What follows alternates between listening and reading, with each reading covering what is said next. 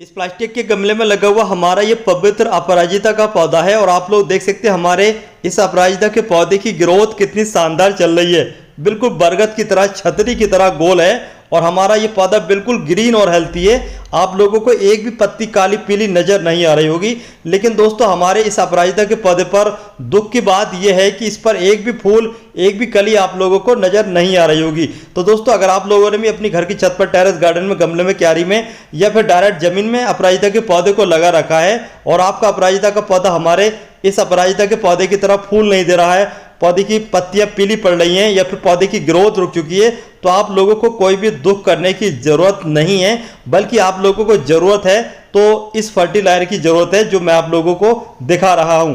ये फर्टिलाइजर इस्तेमाल करते ही आपका अपराजिता का पौधा हमारे इस अपराजिता के पौधे की तरह ढेर सारे फूल देना स्टार्ट कर देगा। तो अगर आप लोग जानना चाहते हैं कि ये फर्टिलाइजर क्या है, कैसे और कब इस्तेमाल करना है, तो इसके लिए आप लोगों को आज की इस वीडियो को कंप्लीट देखने के साथ साथ चैनल पर पहली बार आए हैं तो हमारे चैनल को सब्सक्राइब जरूर कर लें। तो देखिए हमने हमारे इस अपराजिता के पौधे में जब ये फर्टिलाइजर इस्तेमाल किया और इस फर्टिलाइजर को इस्तेमाल करने के बाद में हमारे इस अपराजिता के पौधे की ग्रोथ भी बढ़ गई और हमारे इस अपराजिता के पौधे पर ढेर सारे फूल भी आना स्टार्ट हो गए।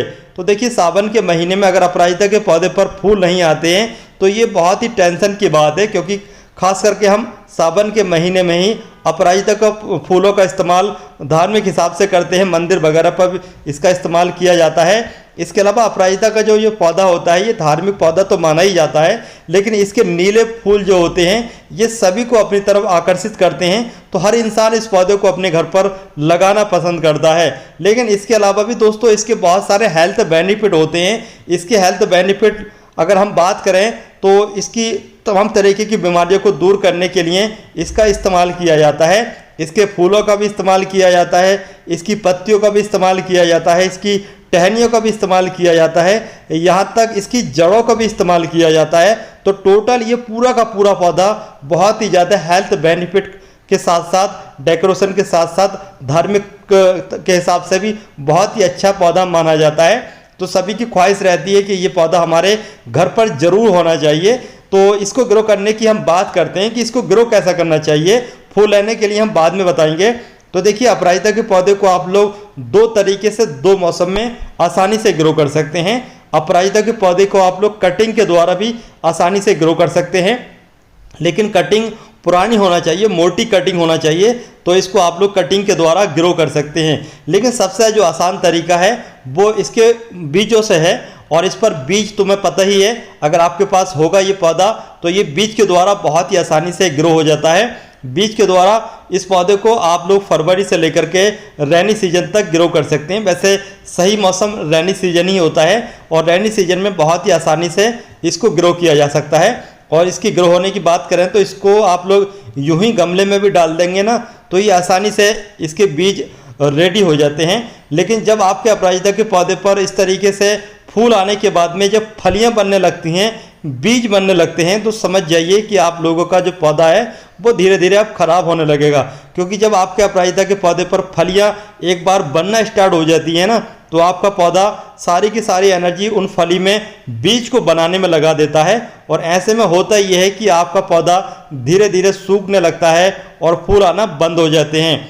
तो आपके पौधे पर जब भी फूल सूखें और जब भी फली बनना स्टार्ट हो जाए तो सूखी हुई फूलों को और जो फलियां बन रही हैं उन सभी को काट देना चाहिए, हटा देना चाहिए। अगर आप लोगों को नए पौधे तैयार करने हैं बीज के द्वारा तो 2-4 फलियां आप छोड़ दें, बाकी सारी की सारी फलियों को कट कर दें और जब कट कर देंगे तो पौधा ग्रोथ भी करेगा और फूल भी बनाएगा।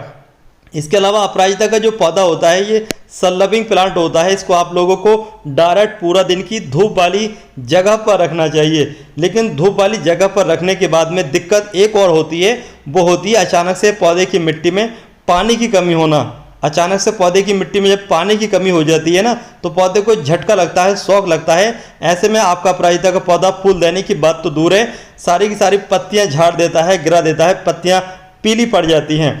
तो अपराजिता के पौधे को पानी हमेशा देना चाहिए, हमेशा पौधे की मिट्टी में नमी बनी रहना चाहिए। आप लोग इसको दिन में 3 बार भी पानी देंगे तब भी कोई दिक्कत नहीं है। इसको ओवर वाटरिंग भी कर देंगे तब भी कोई दिक्कत नहीं है, लेकिन मिट्टी में नमी रहना चाहिए। इसके अलावा इसकी जो मिट्टी होना चाहिए वो थोड़ी रेतीली मिट्टी होना चाहिए।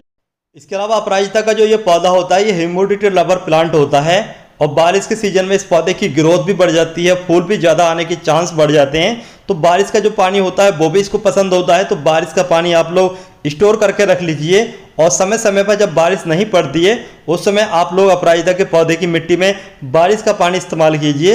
यकीन मानिए आप लोगों का अपराजिता का पौधा दिन दुनी रात चौगनी से बढ़ने के साथ साथ ढेर सारे फूल भी देना स्टार्ट करेगा।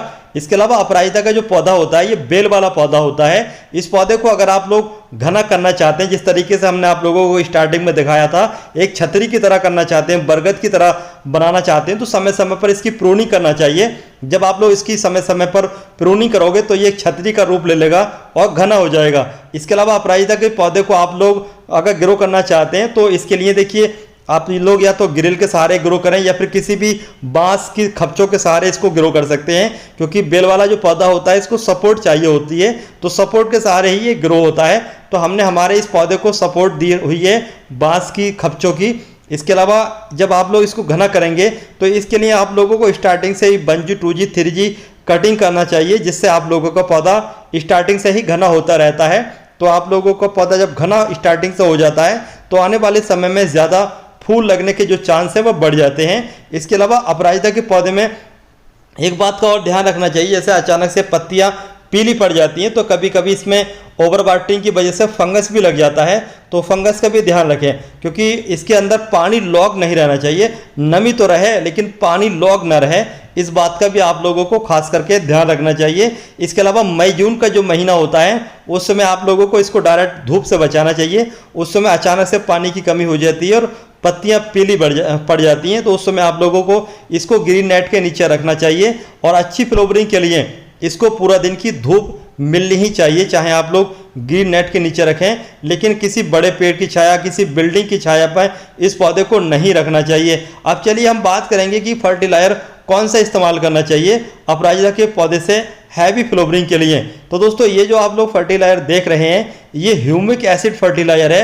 इसके इस्तेमाल करने के बाद में आपके पौधे की जो जड़ें हैं वो बहुत ही तेज़ी से ग्रोथ करती हैं और ज़्यादा खाना उठाती हैं, तो आपका पौधा ज़्यादा फ्लावरिंग करता है।